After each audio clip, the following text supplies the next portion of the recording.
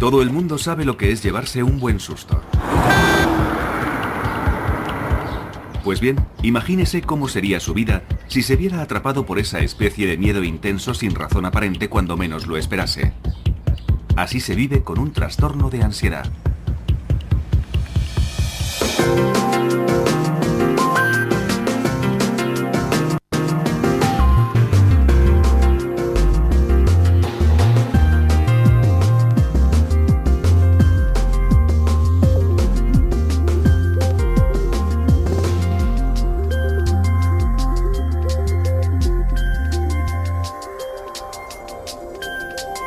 Es normal sentir desasosiego en situaciones angustiosas o peligrosas, pero normalmente pasa rápido y la vida continúa. Sin embargo, la ansiedad es continua y para algunas personas no pasa. Se convierte en un problema que termina controlando sus vidas. Me di cuenta de que me dejaba llevar por el pánico cada vez que salía de casa. Mi casa era el único lugar seguro, así que si estaba dentro de estas paredes me sentía segura. Incluso tener que ir al buzón era algo tremendo. Sandra Snow tenía 30 y pocos años, estaba felizmente casada y tenía 2 hijos de menos de 5 años cuando la ansiedad empezó a apoderarse de ella. Cada vez que salía y cogía el coche, estaba deseando volver a casa. Y nada más llegar me empezaba a sentir bien. Descansaba un rato y me ponía bien. Después empecé a pensar, no son simples mareos, tiene que ser algo más. Tenía palpitaciones en el coche, me sentía mareada, con náuseas e incómoda. Y llegó un momento en que dejé de salir, siempre estaba en casa, ponía excusas, decía que no me encontraba bien, que tenía dolor de cabeza, que tenía algún virus estomacal, que estaba enferma, que los niños no estaban bien. Me inventaba cualquier excusa. Al recordarlo, Sandra es consciente de que evitó hacer ciertas cosas durante mucho tiempo. Pero después de 3 meses, particularmente agobiantes a cargo de sus 2 hijos pequeños, de un marido enfermo, un negocio y de ella misma, la ansiedad le superó. Hace como un año, digamos que empecé a evitar algunas cosas. No quería ir al cine y cosas así, ni estar entre mucha gente. Y además creo que el estrés de cuidar de mi familia también influyó de alguna manera.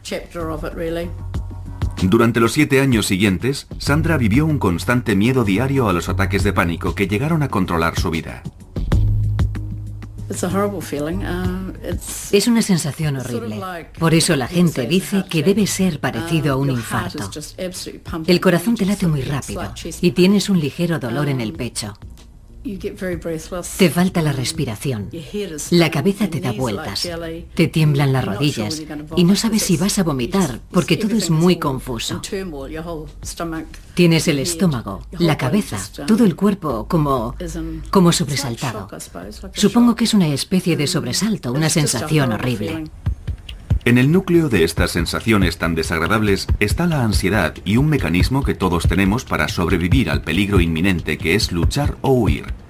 Se conoce como respuesta lucha-huida. La ansiedad es un síntoma normal. Todos somos capaces de experimentarla.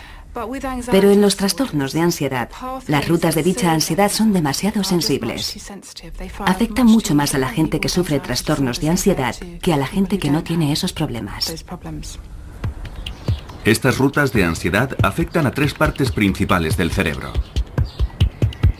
El estímulo, que históricamente era un animal salvaje y que hoy en día es más parecido a un coche de carreras, llega al cerebro a través de los ojos y la respuesta se coordina en una parte del cerebro conocida como amígdala.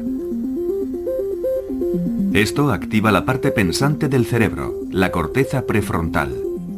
A la vez, la célula más primitiva del cerebro se acciona provocando la ansiedad y por consiguiente la respuesta de lucha-huida. Aumenta la tasa cardíaca. La respiración se hace más rápida y se entrecorta. Y los músculos se contraen. Todo ello tiene como objetivo sobrevivir al peligro físico, pero lo que hace es provocar un ataque de pánico por una mala interpretación provocada por los trastornos de ansiedad. Porque si se padece un trastorno de ansiedad, estas partes del cerebro se activan fácilmente. Se sufre un ataque de ansiedad Y al experimentar miedo, se tiene un pensamiento distorsionado. Algo terrible va a ocurrir. Vas a perder el control. Vas a sufrir un infarto. Vas a morir. Y para el 10% de personas que sufrirán un ataque de pánico, es el miedo a tener otro lo que puede producir que se instale el trastorno. Bueno, el típico ejemplo es el de una persona que sufre un ataque de pánico en un lugar muy concurrido, como un supermercado lleno de gente un jueves por la tarde. Es una experiencia verdaderamente horrible.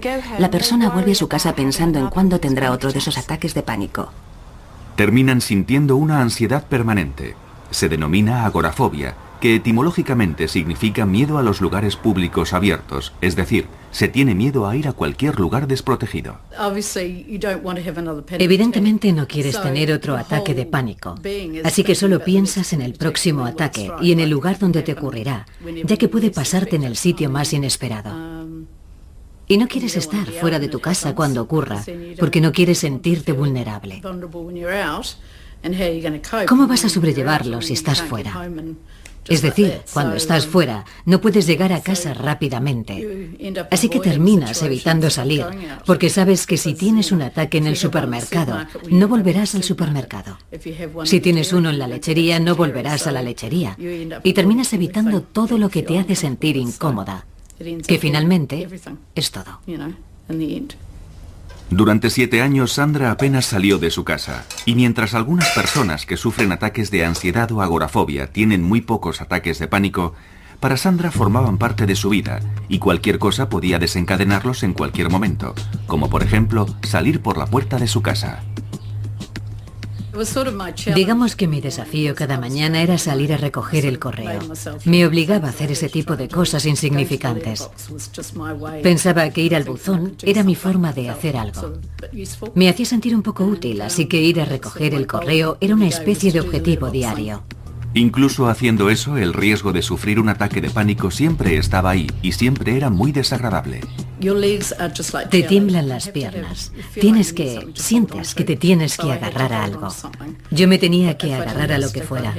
Si no tenía un bastón, me tenía que agarrar a un seto o a algo que tuviera cerca. Pero tenía que agarrarme a algo para no descentrarme, para poder dar el siguiente paso. Necesitaba algo donde agarrarme. La cabeza te da vueltas. El corazón se te acelera.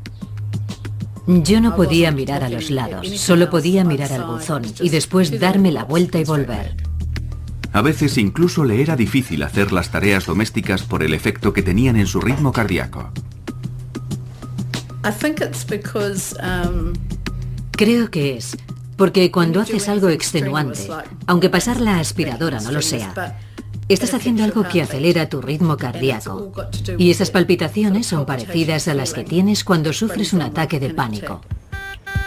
Es una sensación que la mayoría de la gente ni siquiera nota y aunque lo hagan no le dan importancia.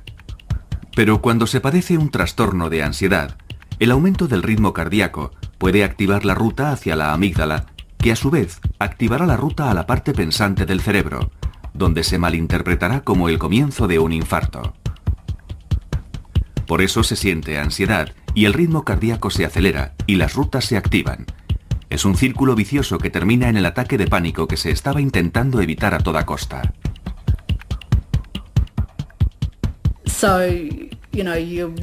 Así que cuando estás activa, sientes que tu corazón va a un ritmo diferente al normal.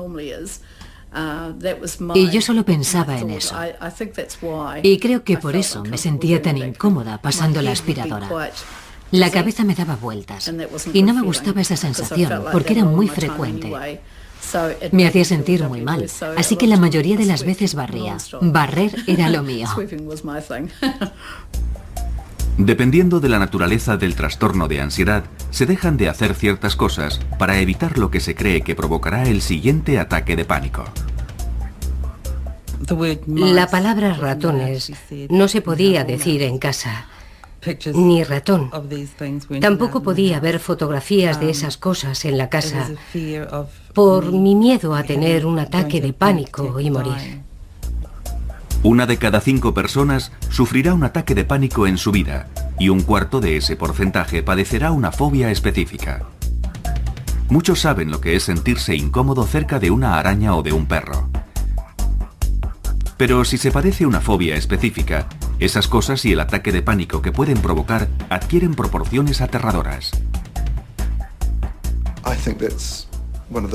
Una de las partes principales de un ataque de pánico que no se da en la ansiedad normal es tener una sensación de fatalidad inminente, además de unas sensaciones físicas verdaderamente intensas. Cuando Joyce Waddington tenía 20 y pocos años y 2 niños menores de 5 años, su enorme deseo por evitar más ataques de pánico superaba con creces los niveles de ansiedad normal. Bueno, mi paranoia llegaba al punto de pensar que había ratones en el tejado.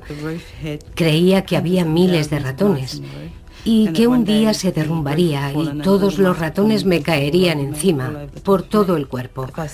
Ver un ratón me matará, porque sufriré un ataque de pánico tan grande que moriré. Joyce era presa de una fobia totalmente desarrollada a los ratones, una fobia específica o simple. Es cuando la gente tiene un miedo concreto a cierto tipo de situaciones, a un objeto o a un animal del que están cerca. Y al quedar expuestos a ello, o simplemente el pensar en estar cerca, tienen una reacción inmediata de ansiedad, pasan mucho miedo y quieren huir, y terminar con esa situación o resisten con gran dificultad. Normalmente se trata de alturas, espacios cerrados, espacios abiertos, fuertes vientos, agua, perros, gatos, serpientes, arañas, polillas, pájaros, insectos, ratones, agujas, sangre, médicos, hospitales. Hay cientos de fobias, pero estas son las más comunes. Todo parece bastante inofensivo, pero cuando se tiene una fobia específica, esta puede controlar la vida de una persona. No me podía quitar de la cabeza la obsesión de que había ratones en cualquier sitio. Lo que también me ocurría es que empecé a oler a ratones y los olía por todos lados, 24 horas al día. Mentalmente, intentaba quitarme la idea de que había ratones en mi casa y en la de los demás. No era solo en mi casa. En las botas de agua. Se metían en las botas de agua. Y sabía que eso ocurría porque de pequeña tenía unas, y un día que fui a ponérmelas salió un ratón de ellas. Creo que ese fue un momento trágico de mi infancia. Me fui a poner las botas de agua y salió un ratón de una de ellas. Los ratones se meten en cualquier parte y en ese momento me provocaron mucho estrés. Evidentemente, el estrés que Joyce sentía por los ratones era exagerado, pero eso no impidió que controlara su vida intentando evitarlo. Los ratones se meten en las despensas y estuve muchos años sin abrir una. Lo que hacía era poner en la encimera todo lo que normalmente se guarda en los armarios de la cocina y que utilizaba a menudo. O lo ponía en otros sitios para no tener que abrir los armarios. Tazas, platos, sartenes, cualquier cosa que normalmente se pone en una despensa, yo lo tenía en estanterías. Detrás del huidizo comportamiento de Joyce se ocultaba un miedo desesperado por lo que pudiera ocurrir si veía un ratón. Creía que me quedaría sin respiración, que no podría respirar, que me desmayaría en cualquier momento y que me moriría. Esa sería la reacción que tendría si veía un ratón. Recuerdo que en una ocasión me subí a una mesa. Creo que estuve subida unas 6 o 7 horas. Me quedé paralizada. No me podía mover. Creo que se denomina estado catatónico. Es cuando la gente se queda paralizada en un determinado momento. Hay quien tarda un buen rato en salir de ese estado.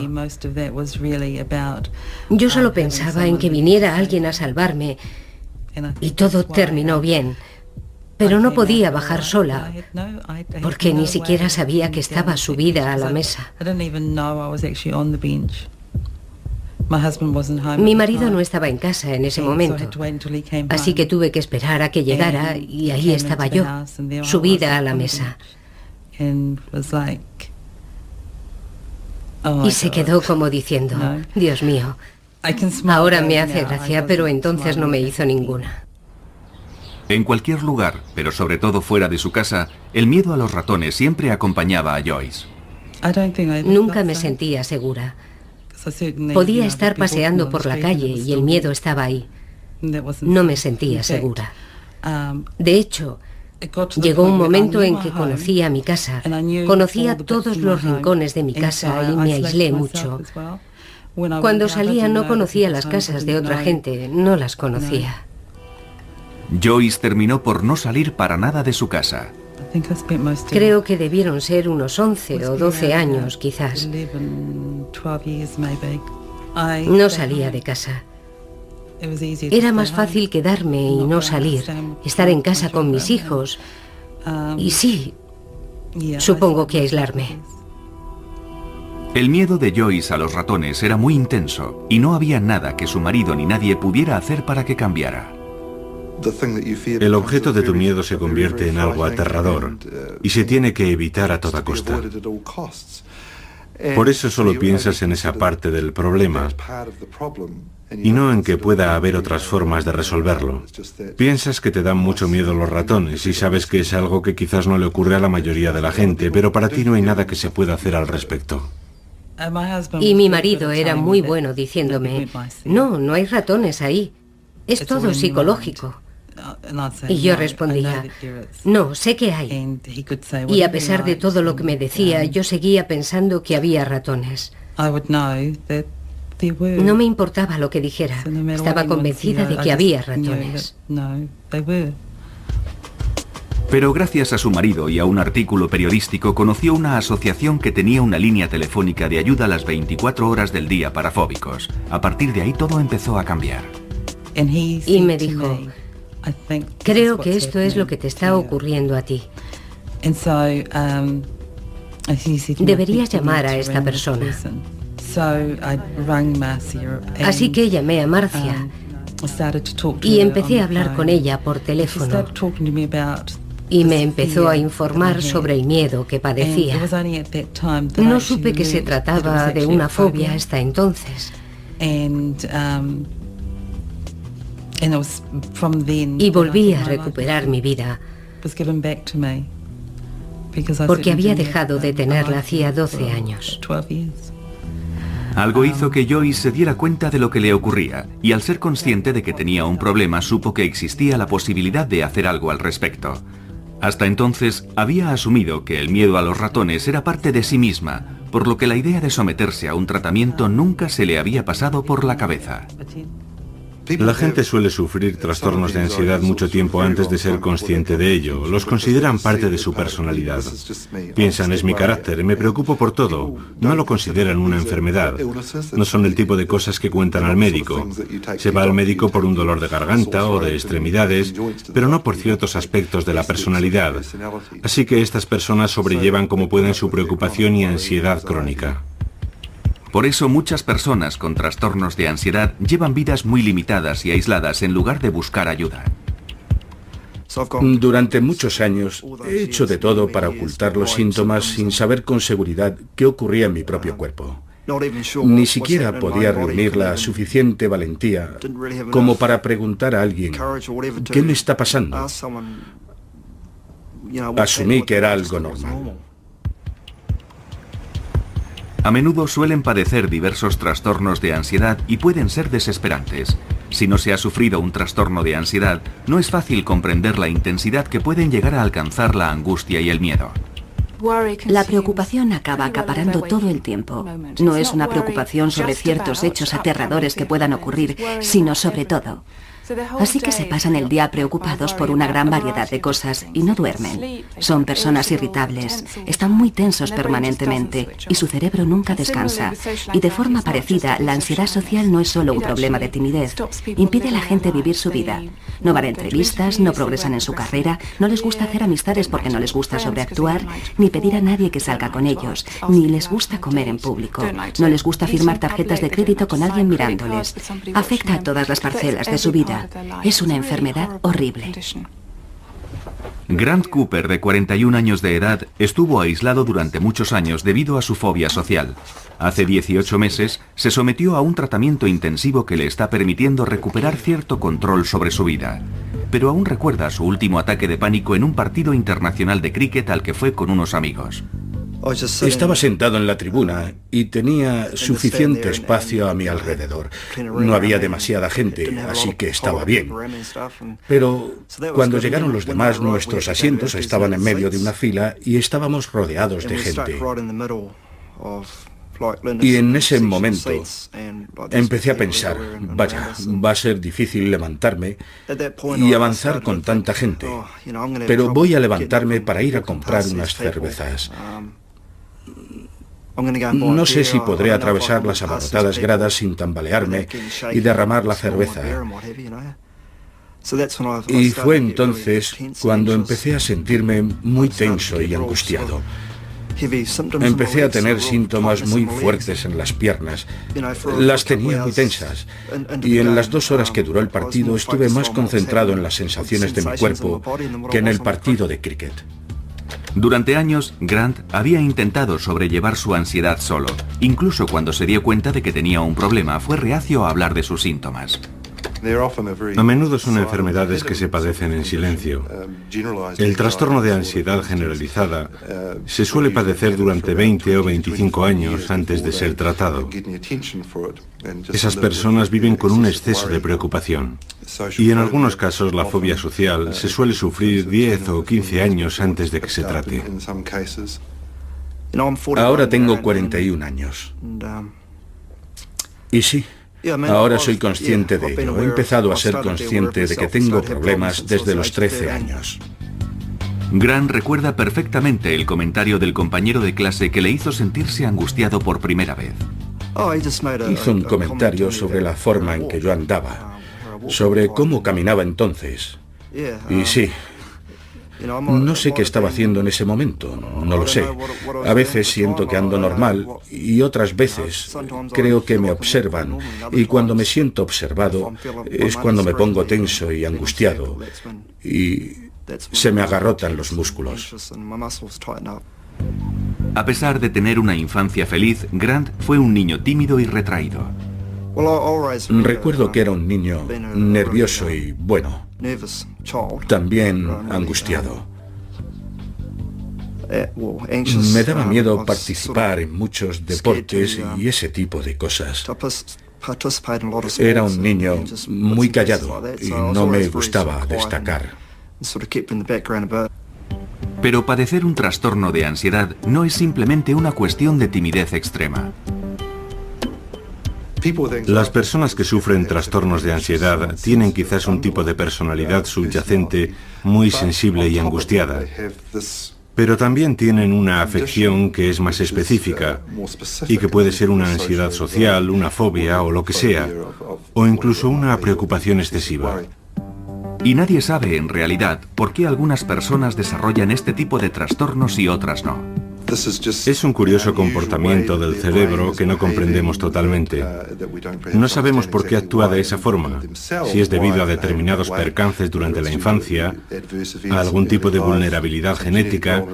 No sabemos por qué el cuerpo reacciona de esa manera peculiar, pero no tiene nada que ver con una posible debilidad. Estas personas no eligieron ser así, simplemente son así.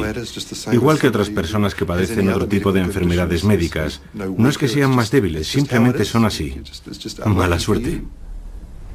Los trastornos de ansiedad afectan al 20% de la población y si se tiene la mala suerte de ser socialmente fóbico, estar con otras personas se puede convertir en un verdadero calvario. Recuerdo que una vez, saliendo de casa, escuché unas voces en mi cabeza que me decían: No quiero ir, no quiero ir. Y era como si gritaran dentro de mi cabeza. Cheryl Freeman, una mujer felizmente casada y con 2 hijos que ahora estudia psicología, cree que su fobia social surgió de un trastorno de ansiedad generalizada que había comenzado 10 años antes. Llegó un momento en que me daba miedo hacer muchas cosas, sobre todo cosas relacionadas con la comida. No quería comer alimentos si no sabía cómo habían sido procesados. No quería ser la primera en comer algo. Me daba miedo que algo estuviera envenenado. Y también ir al baño. Recuerdo que en una acampada tenía miedo de que alguien hubiera podido envenenar el papel higiénico. Algo bastante irracional. Por esa época, Cheryl tuvo uno de sus extraños ataques de pánico. Había comido unos frutos secos y empecé a sentir que me hinchaba. Aparte de que uno se hinche por dentro, yo creía que me estaba hinchando por fuera. Así que me fui a mirar en el espejo y me miraba y me volví a mirar y empecé a notar los síntomas. El corazón se empezó a acelerar, así que llamé a una ambulancia y me llevaron al hospital. Me conectaron a un monitor cardíaco y mi corazón iba a 100 por hora. Me asusté mucho. Creía que me moría. Cuando tuvo el siguiente ataque de pánico, el trastorno de ansiedad de Cheryl ya se había convertido en una fobia social. Me daba miedo ser juzgada y criticada por otras personas. Sentía que todo el mundo me miraba, que no era lo suficientemente buena. Ese miedo a lo que otra gente pudiera pensar de ella le provocó una grave reacción física. Si íbamos a algún sitio donde hubiera más gente, pensaba, no les gusto, no les gusto. Y empezaba a tener un ataque de pánico. Era muy duro, porque sentía un dolor muy fuerte en las piernas. Temblaba. El corazón se me disparaba. Perdía totalmente el control y mi marido terminaba llevándome de vuelta a casa. Y si pasábamos por el hospital, yo le decía, creo que deberíamos parar para que me examinen. Y él me decía, no, es solo eso, estás bien. Y después llegaba a casa, me tumbaba en la cama y tenía mucho miedo de que eso me terminara matando. Los trastornos de ansiedad pueden provocar ataques de pánico o no. Sin embargo, cuando la persona se ve en la situación que teme, sufrirá uno. Un fóbico a los ratones, al enfrentarse a un ratón, tendrá un ataque. Un fóbico social, si se ve obligado a actuar o hablar en público, sufrirá un ataque de pánico. O una persona que padezca agorafobia tendrá un ataque de pánico en un lugar concurrido donde no podrá escapar. A pesar de las similitudes, los diferentes trastornos pueden diferenciarse claramente cuando se pregunta a los fóbicos a qué tienen miedo exactamente. Y la diferencia es que alguien con una fobia social odiará ser el centro de atención, odiará estar bajo la mirada de otra gente y tendrá mucho miedo a hacer algo que le humille o que le deje en ridículo. Y eso es muy diferente a lo que siente alguien con un trastorno de ansiedad cuyo miedo es sufrir un infarto, desmayarse, la sensación de fatalidad inminente. Con esa pregunta se obtienen respuestas muy diferentes. Otras diferencias son que alguien con fobia social no querrá tener a nadie cerca para que nadie vea lo humillante o lo estúpido que parece, mientras que alguien con un trastorno de pánico sí querrá tener a alguien cerca para que le ayude en caso de sufrir un infarto o algo así. Y las rutas del cerebro que están activadas también diferirán dependiendo del trastorno que se padezca. Cuando se han estudiado grupos de personas con estas afecciones y se han analizado qué partes del cerebro se encienden y cuáles se disparan en una situación que provoca ansiedad, parece que también son diferentes dependiendo del trastorno que se sufra. Por tanto, con la ansiedad social parece haber más actividad en la parte pensante del cerebro y en la amígdala que coordina la respuesta de la ansiedad. El trastorno por pánico activa esas dos partes del cerebro, pero también la parte inferior y más primitiva del cerebro responsable del lado físico de la ansiedad. Lo que se hace como resultado de la ansiedad también difiere. Alguien con fobia social a quien no le gusta comer en público se sentará de espaldas a la puerta para que nadie le pueda ver comer, mientras que alguien con un trastorno de pánico se sentará muy cerca de la puerta para poder salir corriendo si sufre un ataque de pánico. Igualmente, en la cola de un supermercado, las personas con fobia social sentirán cada vez más ansiedad a medida que se acercan a la caja porque alguien les va a mirar. Van a tener que firmar su tarjeta y les temblará la mano y todo el mundo lo verá. Sin embargo, alguien con trastorno de pánico se sentirá cada vez más angustiado porque no puede salir de ahí. La agorafobia de Sandra era tan intensa que evitaba salir de casa. Sin embargo, no le impedía estar con gente. No padecía fobia social. No tenía problemas con los grupos sociales, pero salir y dejar la seguridad de mi casa era mi zona segura. Necesitaba el contacto con la gente, porque yo soy una persona muy sociable, igual que mi marido. Los dos lo somos. Pero tener gente en mi casa era algo diferente. Los ataques de pánico que tenía me incomodaban mucho, porque tenía que irme al dormitorio o al baño para intentar que se me pasaran.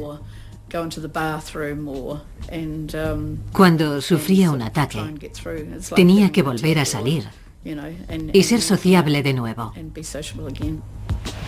Hace 7 años que el trastorno de ansiedad no controla la vida de Sandra Snow. Atrás han quedado los días en que el simple hecho de tener que ir al dentista le provocaba un ataque de pánico. Lo peor fue un día que me dolía una muela y no podía salir de la cama. No podía parar de llorar. Sentía mucha pena de mí misma.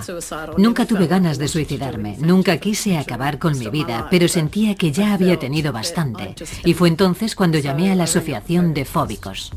Sandra habló con alguien que había pasado por lo mismo que ella, y eso fue muy tranquilizador. Me explicó lo que yo estaba sintiendo. Le dio un nombre. Yo no era estúpida, no estaba loca. La gente cree que cuando se tiene una enfermedad mental, se está loco. Hay muchos prejuicios en torno a las enfermedades mentales, y yo también los tenía, pero eso era antes. Evidentemente ahora no los tengo. Otra cosa que Sandra ya no tiene es una mente llena de pensamientos negativos. No siempre podía quitarme de la cabeza todos esos pensamientos negativos. No podía. Estaban ahí. Y no era por falta de confianza o porque no me sintiera bien conmigo misma. No era eso. Sin embargo, no podía librarme de ellos. Siempre estaban ahí. Estaban en mi cabeza permanentemente. Y no me podía acostumbrar a ellos. Pero no podía librarme de ellos tampoco. Durante años, Sandra intentó solucionarlo sola con cintas de relajación y obtuvo alguna mejoría con su ansiedad.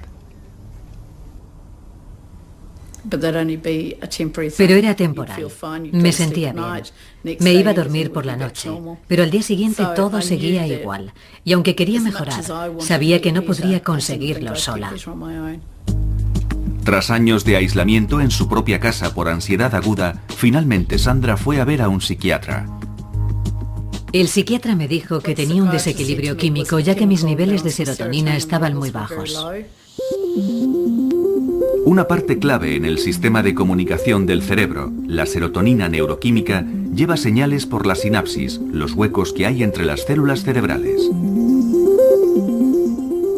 Los antidepresivos también se recetan para tratar la ansiedad.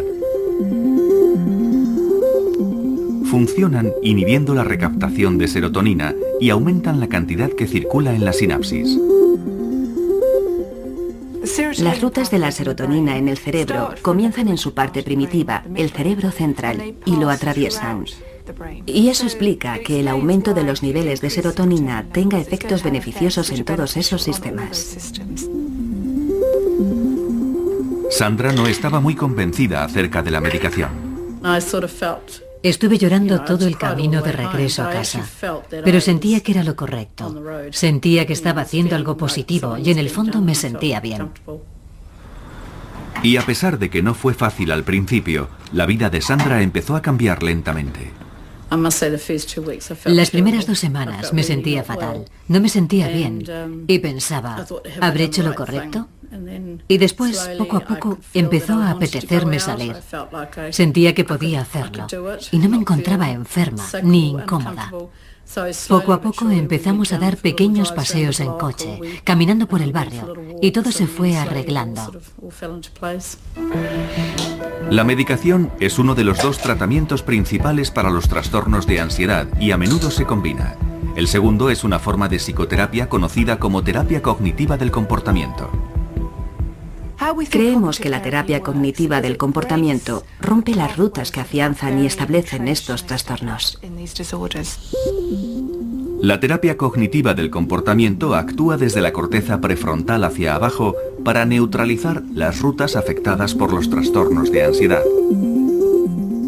Una parte de dicha terapia es aprender a conocer los síntomas y romper el ciclo de ansiedad antes de que éste se produzca. Es duro, porque cuando te das cuenta de que estás angustiado, tu respiración se acelera automáticamente. Y claro, es muy difícil percatarse cuanto antes y decir, vaya, estoy teniendo ansiedad. Necesito concentrarme en la respiración.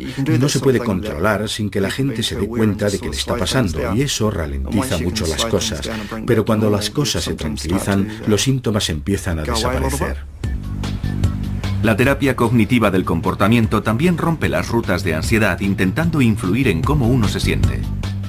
Las emociones son experiencias muy fuertes y también relativamente primitivas. Las emociones hacen trabajar a una parte del cerebro conocida como sistema límbico, y aprendiendo a controlar la manera de pensar, se pueden controlar de alguna manera las emociones y los síntomas físicos de la ansiedad. Un fóbico social, cuando está entre gente, piensa que todo el mundo le observa y odia ser el centro de atención porque está convencido de que va a hacer algo verdaderamente embarazoso. Con la ayuda de la terapia cognitiva del comportamiento, se aprende a tener un punto de vista más realista del mundo y a darse cuenta de que no se es el centro de atención. Al principio es duro. Sí, es duro. Pero cuando empiezas a desafiar a los pensamientos negativos, estos dejan de ser tan fuertes. Empiezas a estar por encima de ellos, pero al principio sí, sin duda alguna tuve que escribir muchas cosas y retar a mis pensamientos negativos con pensamientos positivos. Estas mismas técnicas ayudaron a Cheryl Freeman a escapar de la angustiada vida que llevaba, intentando evitar todas las situaciones que le pudieran provocar un ataque de pánico. La forma más fácil de impedir un ataque de pánico era evitar las cosas que me daban miedo.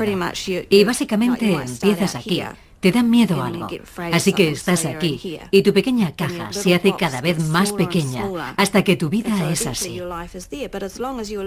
Y mientras estés dentro de esa caja pequeña, estás completamente bien. No es una gran vida.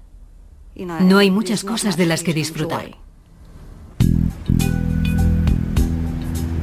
Los estudios han demostrado que tanto la terapia cognitiva del comportamiento llevada a cabo correctamente, como la medicación, son tratamientos eficaces para el 60 o el 70% de la gente que padece trastornos de ansiedad. La terapia cognitiva fue una parte esencial en la recuperación de Cheryl, ya que le ayudó a superar su dependencia. Tienes que intentar volver a confiar en tu forma de pensar. Y hasta que lo consigues, utilizas el pensamiento de otras personas. Pero sí, esa es una parte muy importante del proceso para llegar a la etapa en la que puedes pensar, vaya, se me está acelerando el corazón, ¿por qué? Ah, vale, porque he subido escaleras. O puedes estar en una situación en la que te sientes alterado o nervioso y piensas, bueno, no pasa nada porque esté nervioso, todo el mundo puede estar nervioso. Hay que aprender a confiar en uno mismo. Cheryl combinó la terapia cognitiva del comportamiento con otras técnicas como el Reiki, la relajación y la meditación. Sin embargo, cree que fue la medicación a la que al principio fue tan reacia la que le ayudó a poner toda la teoría en práctica. Hice muchas cosas porque tenía miedo de la medicación. Era uno de mis miedos generalizados.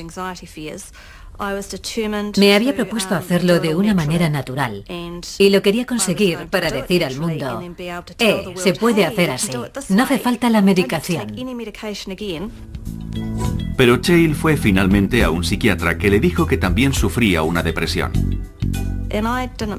No le creí, pero tenía razón, porque la vida no me parecía divertida. No tenía alegría, no tenía felicidad. No tenía felicidad en mi interior. No la tenía. Así que estaba deprimida y muy angustiada.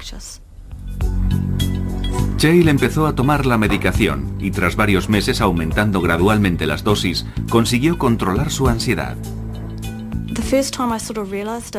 La primera vez que me di cuenta fue en una boda. En la iglesia estaba muy contenta y pensé, vaya, esto está bien. Y después, durante la cena, comí. Y comí lo que habían puesto, todos los platos.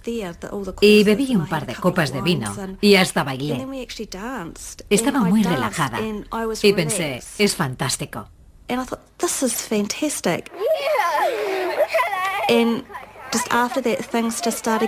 Y después las cosas empezaron a ser más fáciles. Y supongo que uno no se da cuenta en realidad. Es decir, no piensas todo el rato, vaya, lo he vuelto a hacer. Pero siempre te emocionas un poco. Piensas, sí, lo he hecho. Puede que a veces las cosas no salgan bien, pero tienes que pensar, de acuerdo, es un paso atrás. Pero con el tiempo, los buenos momentos empiezan a superar a los malos. Y llega un día en que deja de haber malos momentos. Dependiendo del trastorno de ansiedad que se padezca, otro posible tratamiento es la exposición gradual al objeto del miedo, lo que se conoce como terapia de exposición gradual. Forma parte de la terapia cognitiva del comportamiento y Joyce Waddington se estaba sometiendo a ella sin darse cuenta. Parte del mensaje de la terapia cognitiva es que no va a matarte. Es desagradable, lo reconocemos, pero se puede aprender de ella y te puede enseñar técnicas para aprender a tolerar y a sobrellevar estos sentimientos. Al obligarse a permanecer en esa situación, el cuerpo se acostumbra a estos intensos sentimientos de miedo y ansiedad. Y no empeoran, sino que finalmente desaparecen. Y con cada exposición, la calma llega más rápidamente. Confeccionar ratones de trapo fue la terapia de exposición gradual de Joyce, y el primero fue el más difícil. Me sentía como si estuviera haciendo un ratón de verdad. Como si fuera un ratón verdadero. Creo que hasta tuve palpitaciones. Fue extraño ponerle la cola porque me parecía una cola de verdad. Cuando lo tuve entre mis manos, no quería volver a tocar un ratón nunca más. Tener un ratón entre mis manos. Creo que ese fue el peor momento. Pero con el tiempo fue cada vez más fácil. Me hice muy creativa y empecé a confeccionar otros animales también. Y a partir de ahí, mejoré mucho. Joyce ha recorrido un largo camino desde que hizo su primer ratón de trapo. No recuerdo cuándo sentí que empezaba a mejorar, pero un día no noté ese olor. No tenía el miedo de antes.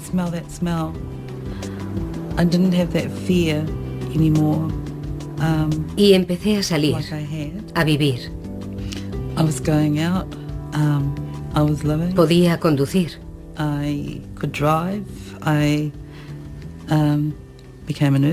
Me hice enfermera. Enfermera de psiquiatría. Y empecé a vivir en el mundo de los vivos, supongo. En la recuperación de Grant Cooper también influyó una exposición gradual a sus situaciones más temidas.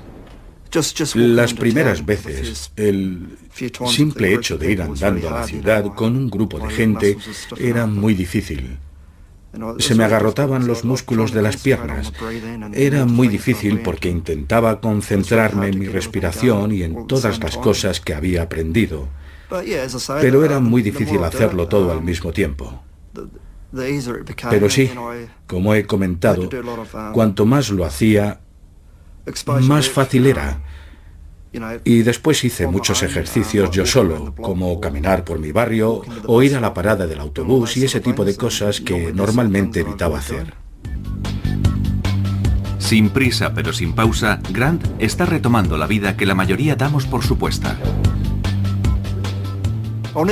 Nunca me recuperaré totalmente, pero por lo menos puedo controlar la ansiedad. He podido retomar mi vida y estoy deseando volver a trabajar en el futuro.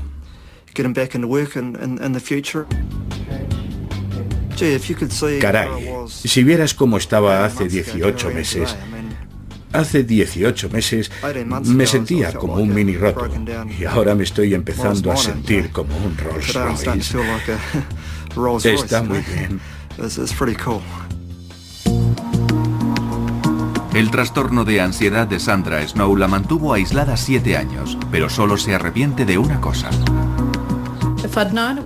Si hubiera sabido que iba a ser tan fácil mejorar, ponerme bien, habría hecho algo al respecto antes. Sandra aún recuerda la primera vez que salió en coche, después de 7 años. Recuerdo que cuando salimos a dar una vuelta en coche, Greg decía que era como llevar a un turista a pasear, porque había muchos edificios nuevos que no conocía. Casas nuevas, calles nuevas, zonas renovadas, en fin, muchos cambios. También fui a ver a mis hijos al colegio y también fui a casa de mis amigos, ya que algunos de ellos se habían mudado y no había ido a visitarlos. Ahora tenía una vida, pero fue poco a poco. No salí como un toro bravo a hacerlo todo a la vez. Era como si un nuevo mundo se abriera frente a mí. Sí, fue genial. Fue genial.